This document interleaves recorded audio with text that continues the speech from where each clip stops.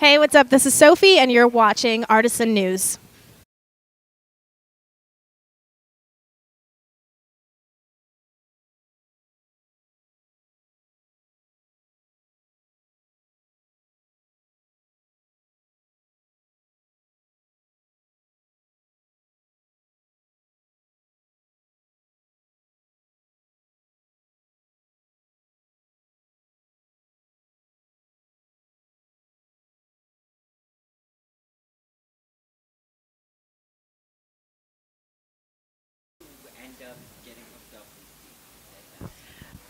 First things first. Okay. Well, I met deadmau5 in '97.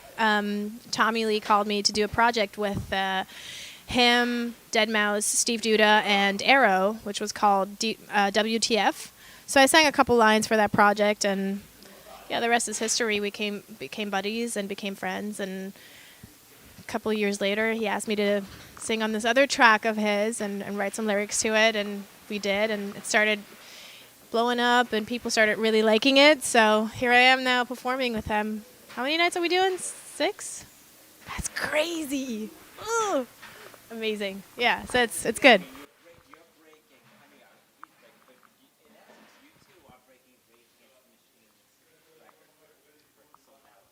I heard about that today for the first time, and that just kind of blew my mind. I was like, what?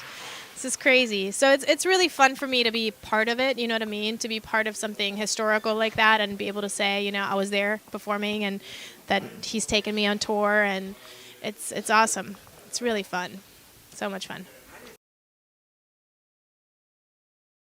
He asked me to write some lyrics to this one track that he had that was called You Need a Ladder before I came on the track. And Sophie Needs a Ladder was just a working title, We didn't really think of a title after we recorded it. And I remember feeding the fish at home, and I always step on this little step ladder because I am not the tallest person. So I got on this ladder, and Joel was walking by, and he's like, you do really need a ladder. So we just kind of stuck with it and released it as Sophie Needs a Ladder. There it is. And next thing you know, you're winning a Juno Award for the track. I know. Everything's been insane, honestly. I didn't think anything of the track except for just writing, having fun, recording with my buddy. I didn't even know how big deadmau5 had gotten at that point. I just remember we recorded the track, and then a week into it, he's like, hey, I'm playing this Ultra Fest thing. Do you want to come? And I'd never been to Ultra before. I didn't know what was going on, and I'm thinking we were going to play at like a little club. So we get to sound check in this giant field. I'm like, what is happening? What's going on? He's like, I'm headlining, dude. I was like, why? I couldn't understand that he was so big. So, and then the song started catching on, and it's been insane. It's been really insane. It's cool. Did it surprise you how big and how passionate of a following deadmau5 has? Yes, it did. Because the last time I saw him was 2007, and then again in 2009 or something or 2010 when we recorded. So a lot had happened between that time, obviously, and he's had such a huge following. So for me to see people going that crazy over a mouse head and his amazing music, I mean, he's one of the most incredible producers out there. So it's exciting. It's just exciting to be part of it and see him grow as well, Now, do you think that this is going to carry forward for how I know deadmau5 is working on his new album? Has he kind of said, okay, I can keep you here because there's some stuff going on? We haven't really talked about future stuff. I'm sure we'll always be performing here and there together, but it's not like a set show that's going to continue for the rest of our lives, I don't think. He's doing his thing. We're not a band, you know what I mean? So he's doing his thing. I'm going to be doing my thing, and eventually we'll collaborate again. And I'm releasing an EP on his label, so essentially we're kind of always connected, I guess. And tell me about the EP's called Rock and Roll. Yeah. Well, we're releasing 2 parts now. It's changing a bit because we were supposed to release the EP on the 24th of October, which we are, the first part, and the second part is probably going to come out in December. And I've worked with some really amazing people on the EP. Noisia, Skrillex, Kill the Noise, Millions Like Us, and Yeah, I'm pretty excited. I mean, it's the first time that it's, my songs and I'm not featured on somebody else's songs. Um, and it's cool collaborations with really talented people. So I'm just stoked. I'm just excited to be, continuously doing this and having fun and see where it goes and see if people like it. How instrumental has Tommy been? Well, Tommy lends me his studio a lot. Excuse me. Yeah. So he lends me his studio a lot. And we always bounce ideas back and forth off each other. He always shows me what he's up to and asks me for my opinion and vice versa. So, yeah, I mean, he's not on the record. We kind of keep that separate for now. But, we're obviously involved in each other's lives. So we always ask each other for what's cool, what's not. What do you think about this? It's good to have somebody like him around, because he's been doing this for a long time.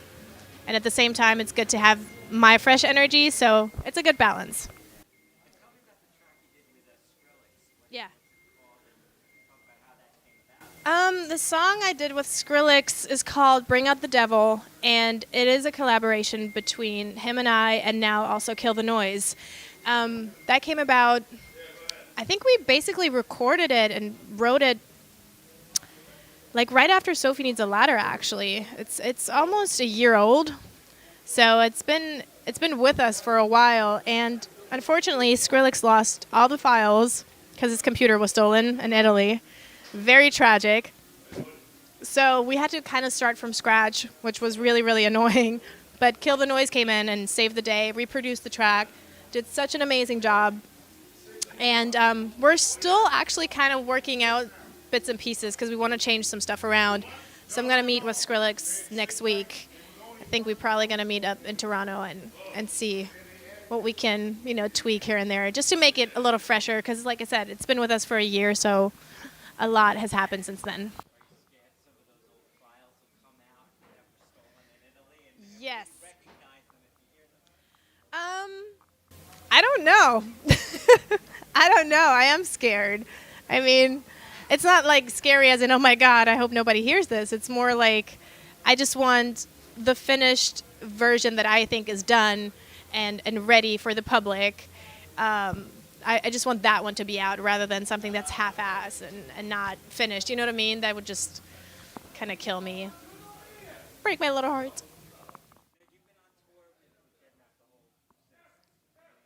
Yeah. Yeah, I've been with him since more or less December, actually. I mean, we've done the UK, we did Australia, we went all over the place. We went to Asia, now North America, and we've done so many festivals together, so it's been almost a year together. Yeah.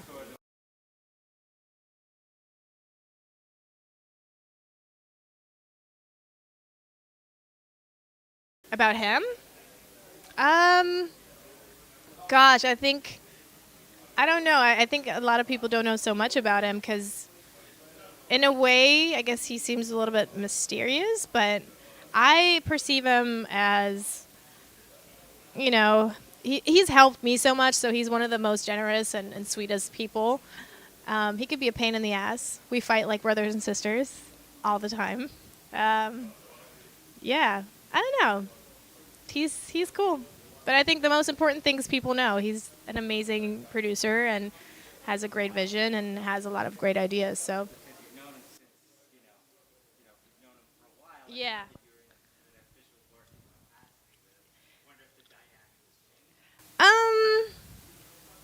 Not really, actually. Not between us. We're still the same old. I mean, we were fighting as we were recording, and we're still fighting. We can't stand each other. Here's the truth. We just don't like each other. No.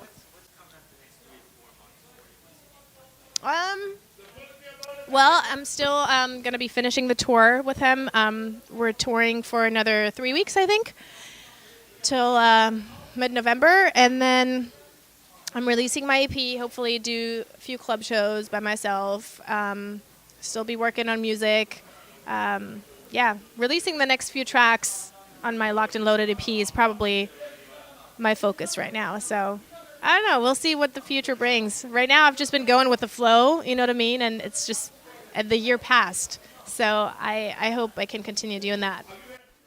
Yeah. And just to clarify, just something back, I'm not just going to make it sound like but the Skrillex track is not going to be on the EP, or is it? It is going to be on the EP. We haven't figured out if it's going to be on the first part of the EP or the second part of it. So yeah, it's definitely coming out for sure. I mean, it's one of my favorite tracks. So yeah.